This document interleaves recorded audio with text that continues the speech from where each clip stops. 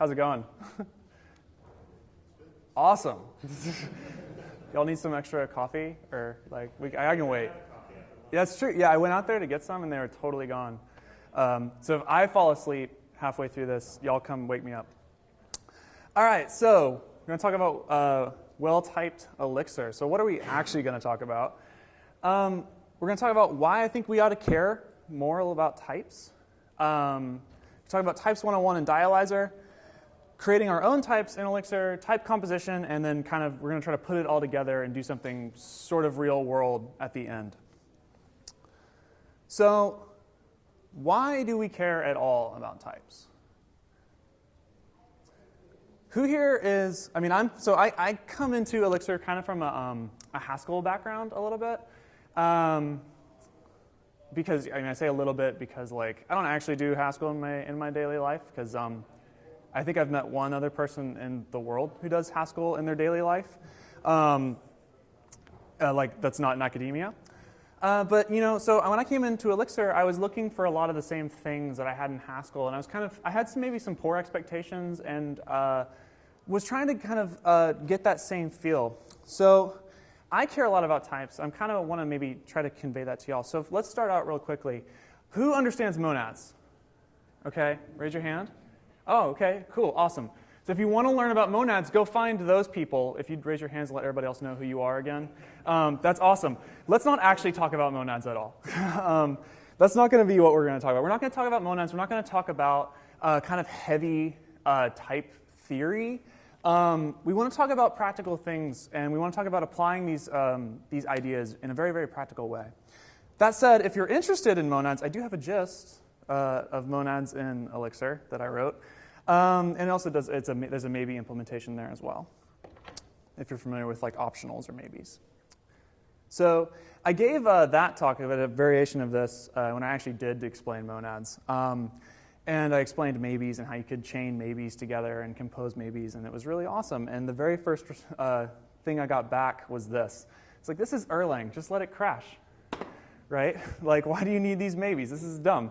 And to some degree, I think that this is kind of true. In a lot of cases, types are not a replacement for OTP. OTP is good at what it does already. And we don't want to try to replace any of that with types. That's not the goal. The goal instead is this thing called mistake proofing. Is anybody familiar with the notion of mistake proofing? Cool. This is, I think, a really, really interesting topic, but it comes out of lean manufacturing. So the idea is that when you're manufacturing something, you actually design your system in such a way that it's incredibly hard or ideally impossible to even make a mistake. And when you do, it keeps it from actually being a catastrophe. So if you can imagine, and this comes out of Toyota when they're making cars.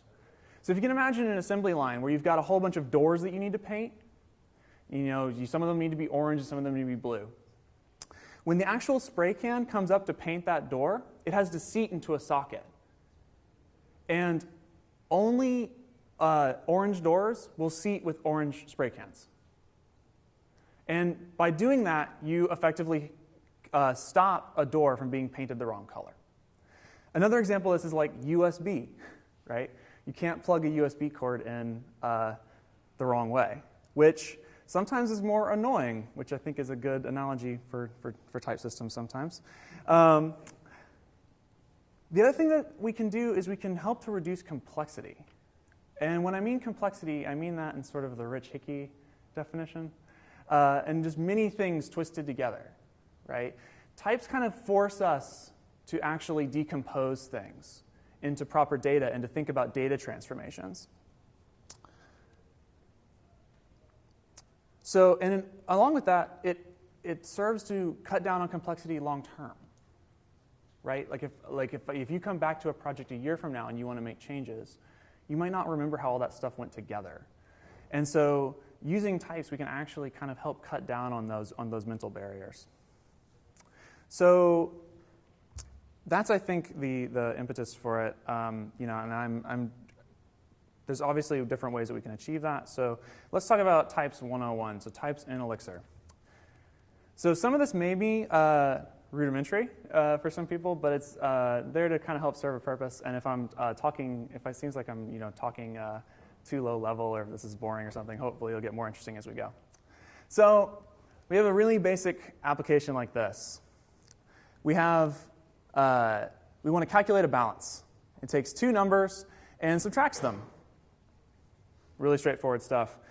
Until, oh no, someone passes an atom in, because this is the kind of thing that happens like all the time, right? We all face these problems every day. And like, I recognize this is totally contrived, but it helps. And I don't think that, we don't often actually do explicitly bad things like this, but it does help to illustrate the point. So someone tries to pass an atom in. This obviously is going to blow up because, it's not a valid thing. You can't subtract a number. You can't subtract an atom from a number. So we could wait until we get out into the real world and like actually try to catch this at runtime or with tests or something like that. But we have this awesome tool. Well, we have this tool called Dialyzer. Who's used Dialyzer? Okay, so not a ton of people. That's awesome. Perfect. So Dialyzer is a way for us to actually go in and evaluate, to try to catch different errors inside of our systems before we actually deploy them in production. And one of the things that it can catch is typing problems. There's two really good mix tasks for this. There's one called Elixir, another one called Dialyze. I use both. They have pros and cons. Just play around with both of them. They're really easy to install as archives and then use throughout all the rest of your applications. So the very first thing we'll do is I'm going to use Dialyzer here. And so the very first command I'll run is mix dialyzer.plt. I'm going to go get a cup of coffee and probably lunch, maybe go for a jog, grab some more coffee, shower, come back. And then by that point, the PLT should almost be done being generated. For those of you who don't know, sometimes it can take a little bit to build a PLT. The PLT is this sort of intermediate step that we have to do in order to actually begin to do type analysis on our Erlang code in this case. So once we've done that, though, we can actually run it. So I'm going to say mix Dialyzer, and it's going to run. And you can see that it comes back and it says the call calculate balance 50 some atom will never return since it differs in the second argument from the success typing argument's number, which is a very long error message, but it does kind of more or less explain the problem. So great. So we can actually check these things. So let's look at a little bit more of a complicated example. So in this case, we're going to create a new variable called balance. And we're going to create a new transaction. And then we're going to calculate the new balance based on the balance that we had and the money that we used in the transaction. And you can see I've got some extra helper functions here. If I can use pay to create a new transaction, which is just a two-tuple with a name and an amount. And I can get the money out of it. But there's a problem. Does anybody see it? Anybody see the problem? Yes? Yeah, the two-tuple in money in the money function there is wrong. And I have a sticker for you, or beer, or whatever that you want later. Thank you. See, it pays to participate. Let that be a lesson.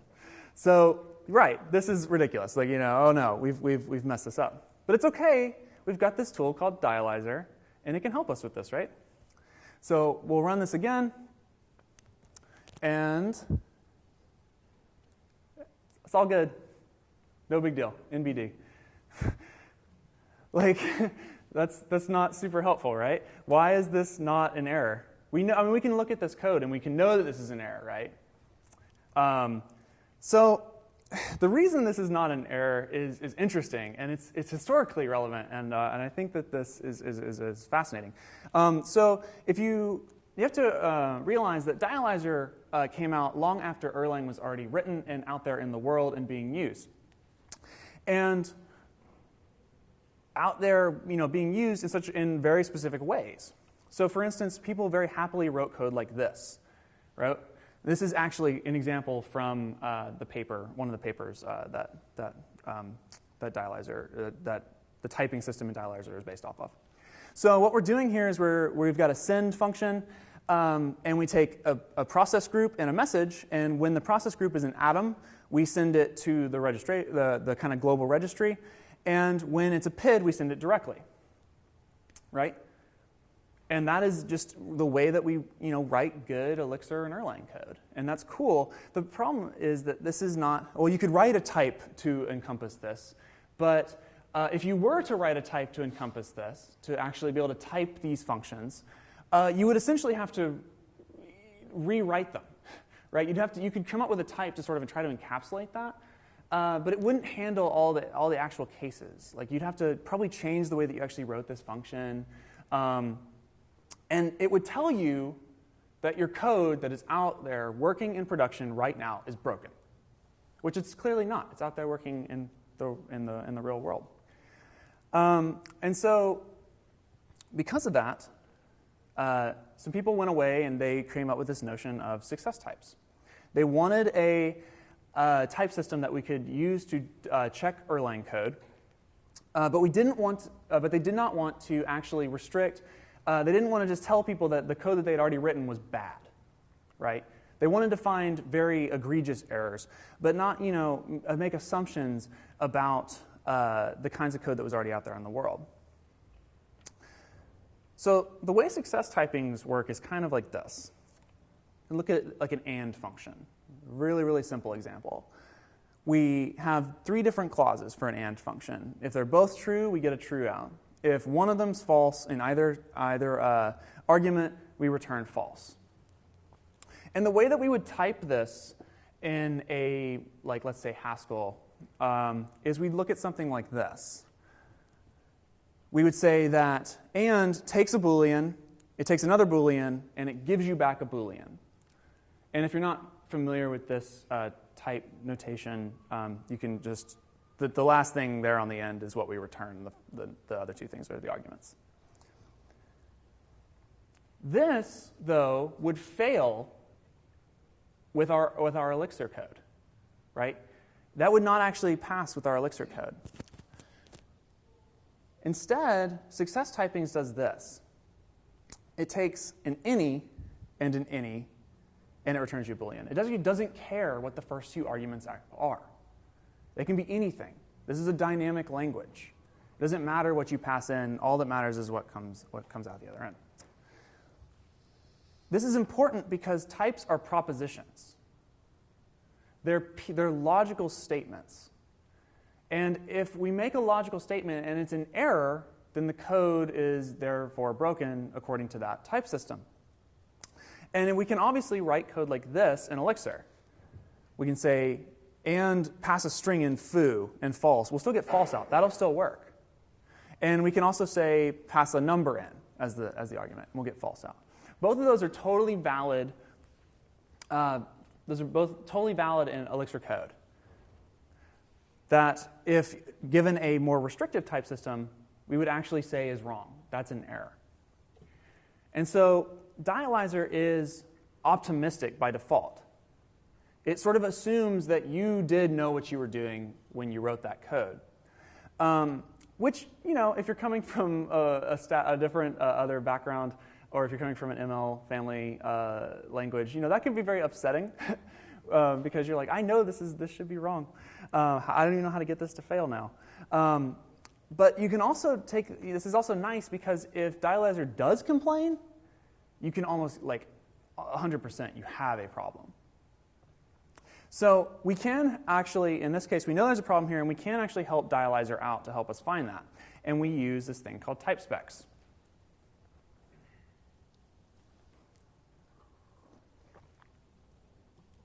So in Elixir code, we can do this. I'm sure people have seen this before.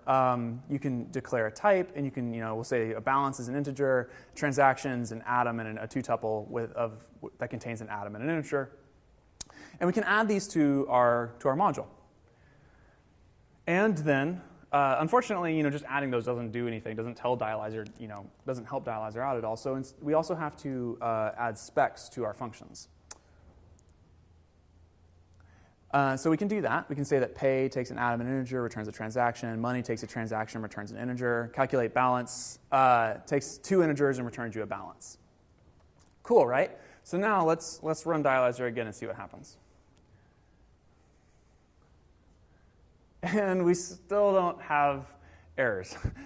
Awesome. So the thing is, though, specs alone aren't necessarily all that matters because we haven't changed the actual underlying code at all. The code hasn't been manipulated. We've just added some fancy annotations to it. And maybe we got those annotations wrong. So luckily, there's this flag we can pass called over specs. And you can add this to like your mix config, and it'll run that. And if I add that flag and I run it again, I get a whole bunch of errors. And overspec stands for sort of overspecified.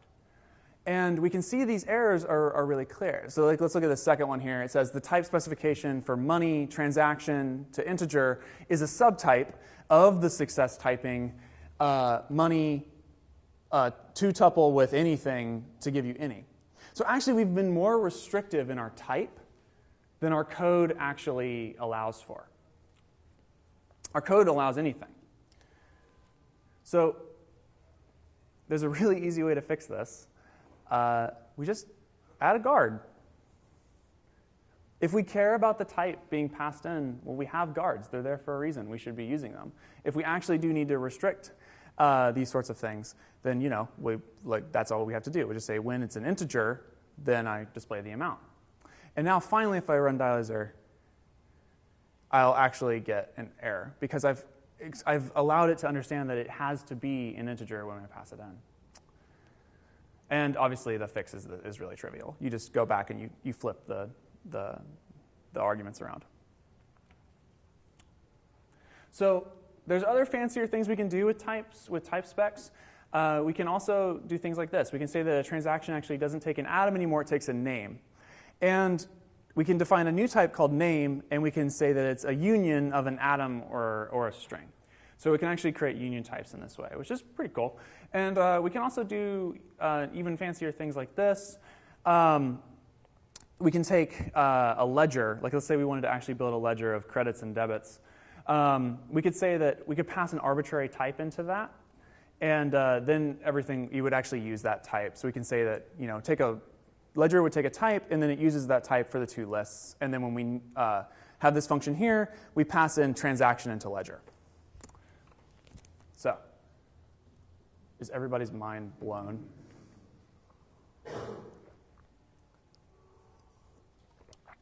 I love that GIF.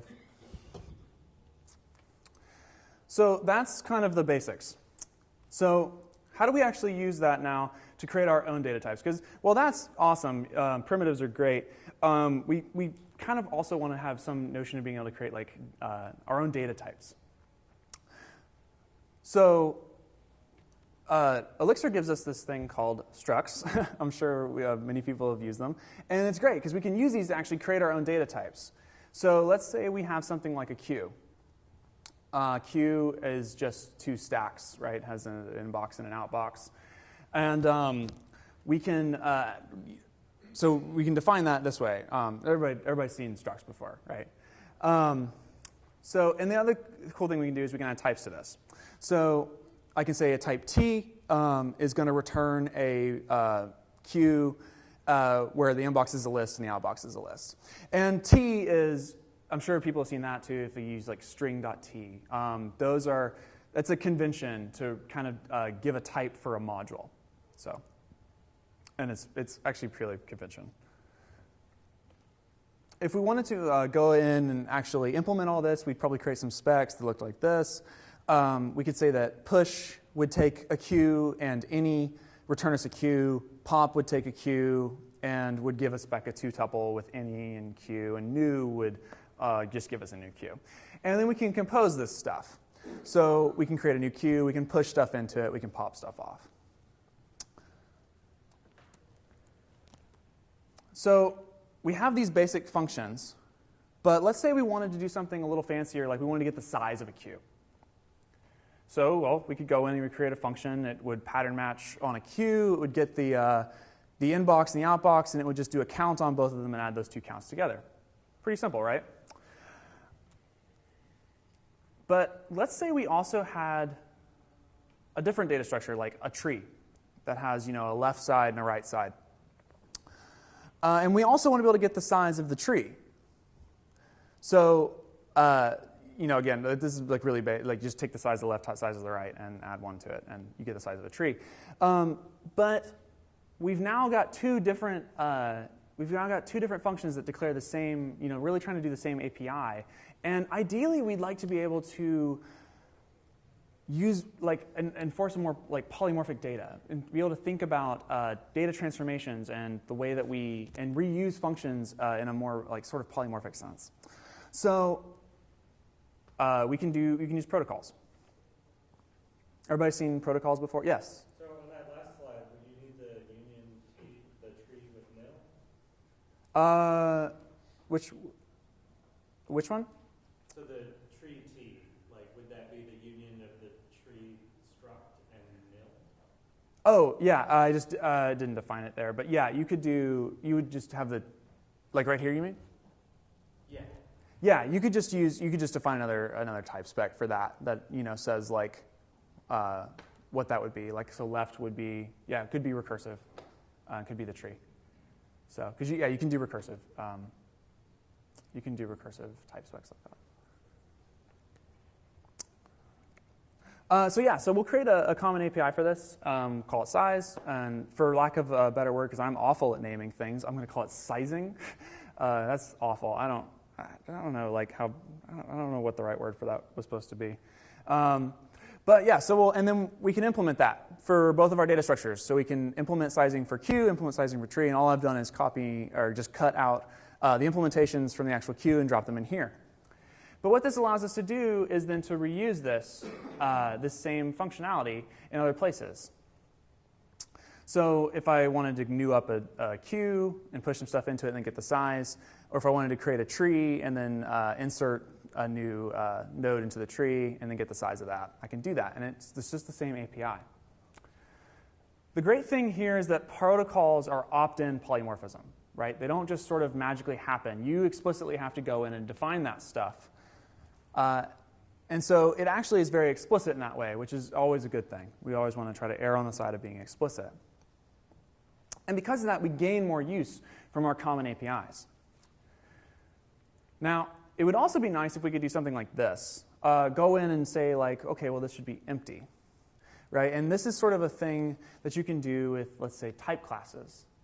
Is you can actually, declare a function, and I could declare a function in relation to the other function, or I could write the definition in terms of the other function.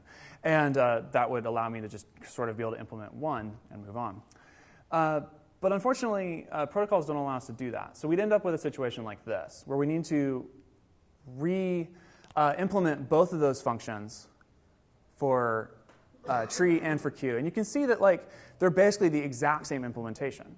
If the size is greater than 0, they're not empty. And it would be really nice to sort of reuse this stuff. So the pattern that I use to do this is I typically create a module. Let's call it presence, right? Is something present. And I can define a function here, empty. It takes a thing and gets the size of the thing. And if it's equal to 0, it's empty. And I also can get the, and then inside when I call size, I just delegate that into presence.sizing. And then my protocol just becomes presence.sizing. So now I only have to implement the protocol once, and I can add all this other functionality on top of that. So, and again, we would just, the implementation for that looks exactly the same. We just changed the name. So later on, if I wanted to add something, the opposite of empty, maybe that's present, I could do that. I could say, well, present, that just goes in the same module, gets the size of the thing, if it's greater than 0, it's present. And again, we can just compose this stuff because, and that's awesome. Being able to have this sort of data polymorphism is really, really powerful. And it's powerful because it's really sort of a form of type composition, right? So if I have two functions, let's say, the first function goes from some data type A to some data type B. And I have function 2 that goes from some data type B to some data type C. Then if I want to combine these, I can just do that because I know that that function 1 goes from A to B and function 2 goes from B to C. this gets really cool when you start to think about what that means in terms of protocols and polymorphic data. Because now we're not really saying something goes from A to B. We're really saying that something goes from A to the class of B, because it's implemented that protocol. And concretely, that would look like this. It's like you would have something that goes from A to something that implements presence to C. And I think that's really powerful, because it allows you, it puts you back in control of being able to do data transformations. And it also it means that if I need to swap something out, if it means I need to change a piece of functionality, as long as those types still line up, as long as things still compose, everything's all good. So how do we put all this together into sort of a real, something that like looks a little bit more like a real world problem?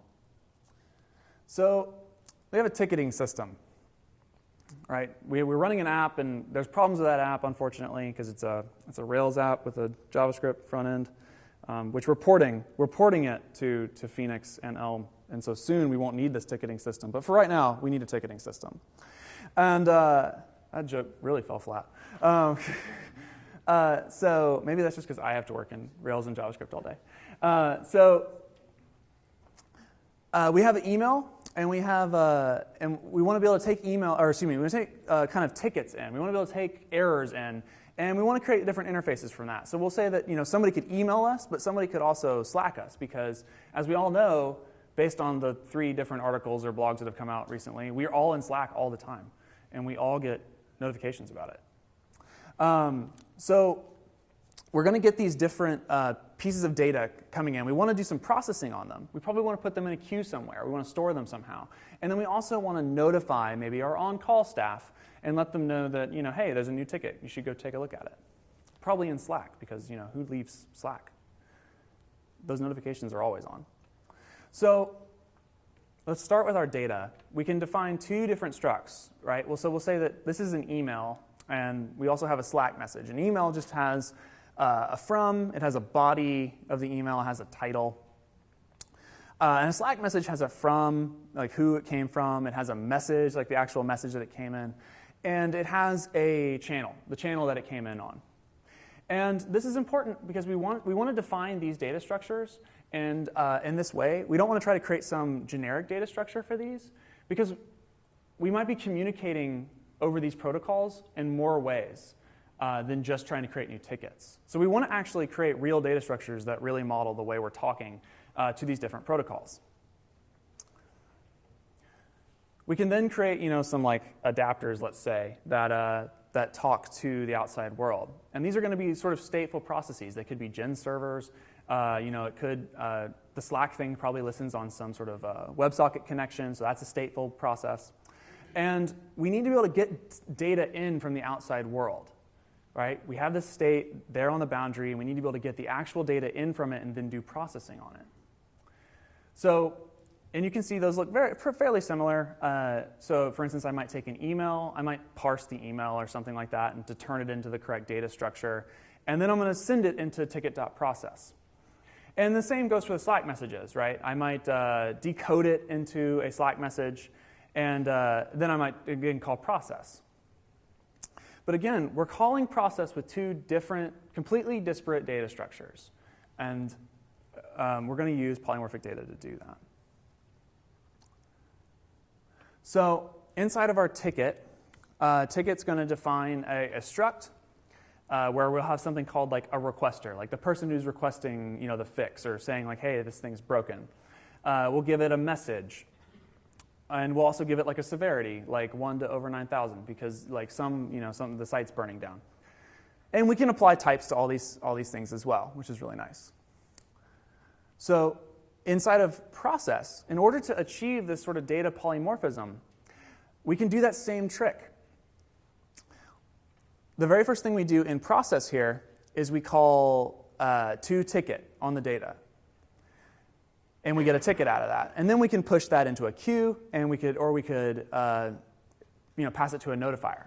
And you can see down here in our toTicket function, all we're doing is we're calling into this thing, alerts.ticket.fields2ticket. So ticket.fields, that's our protocol. That's the thing that we're going to define that allows us to do this polymorphism. So, and you can see, like for our notifier, this allows us to actually be explicit about the types that we care about now. We don't have to define multiple clauses for, I want to accept an email, or I want to accept a Slack message, or, you have to force those two things to have the same keys from the beginning. It allows us just to say, nope, I want a ticket. I get a ticket passed in. And also, helpfully, this dialyzer can actually catch these things. So they have, different interfaces, but they both take the same type of data at that point. And again, we can spec that. So if I have notify on call, that takes a ticket, gives me back an email, let's say.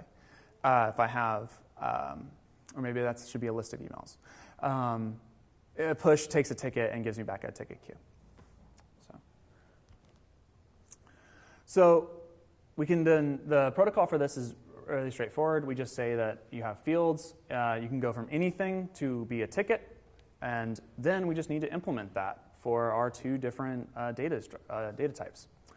So in this case, we take email, and we just take the email, and it's a struct, so we can just get who it's from, get the body, and then we could maybe do some sort of like parsing on the title to figure out what the severity of it is. Maybe that's in the title, maybe that's in the body. That's something we can just write a function for it to do.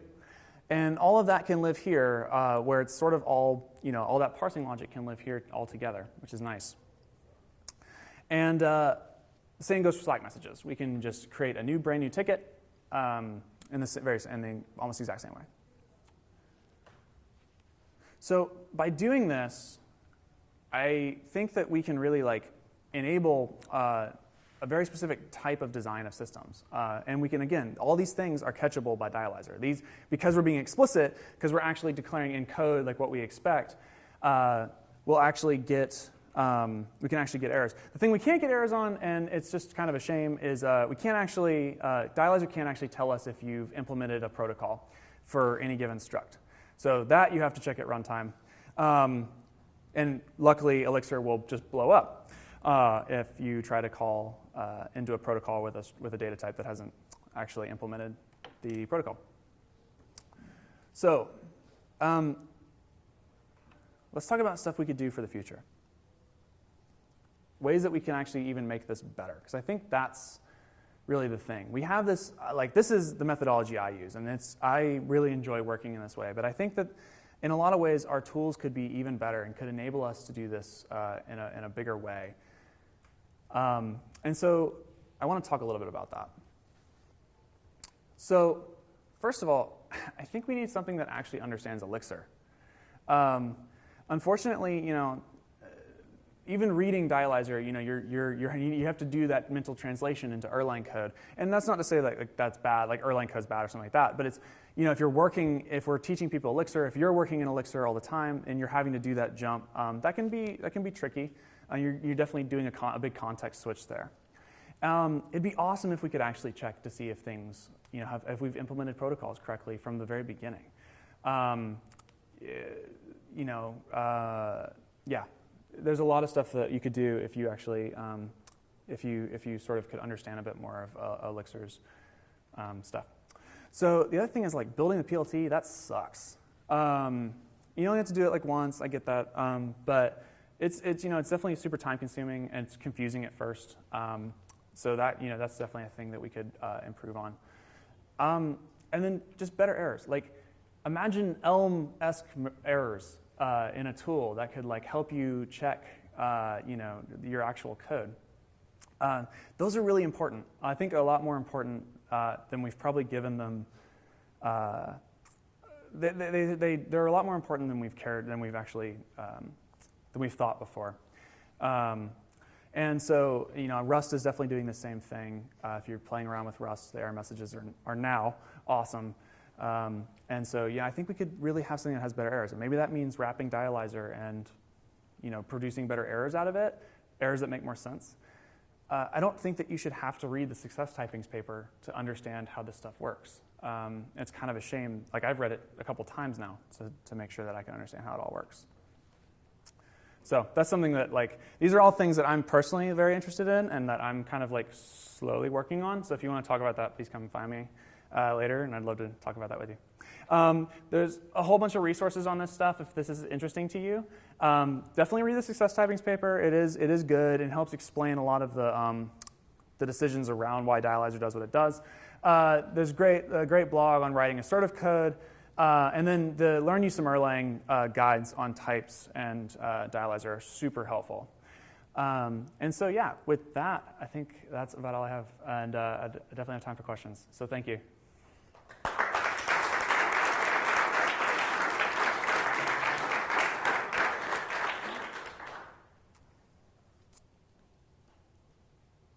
Yes? And does Elixir have the opaque? Yeah, it does. Yeah, so you can use opaque, you can use private types. So that's a great question. Types by default are exported as part of your modules. And so if you want to make a type private, you just do type P instead for private functions, let's say, or private types. And what's your take on using opaque types? And do you prefer it to use it that way so you can not work too much in the implementation videos? Yeah. So. Oh yeah, sorry. The question was about opaque,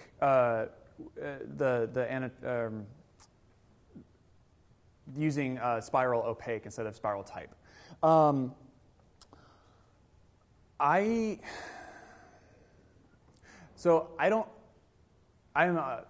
just be honest and say I don't know. I don't know what my opinion is yet on it.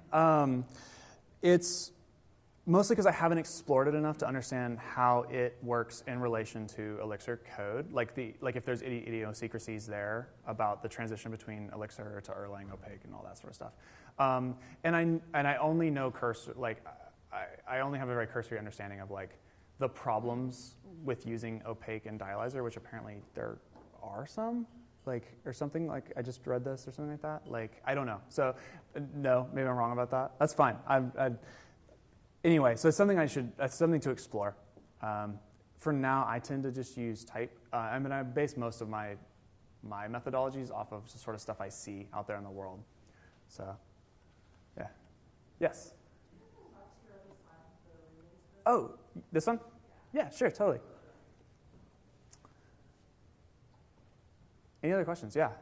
So in your type class-like example, you have this default implementation of size. Mm-hmm. But it's the least efficient implementation you could write because it calculates the whole size rather than just seeing if there's one of something somewhere. Mm-hmm. But in order to implement that efficiently, you would need differing implementations of size for each type. But you can't really do that with a module. So how would you fix that? Oh, so you're saying so you have to do the whole giant calculation for. That's a great question. I don't know. I don't know. I don't know if you could. I don't know if you could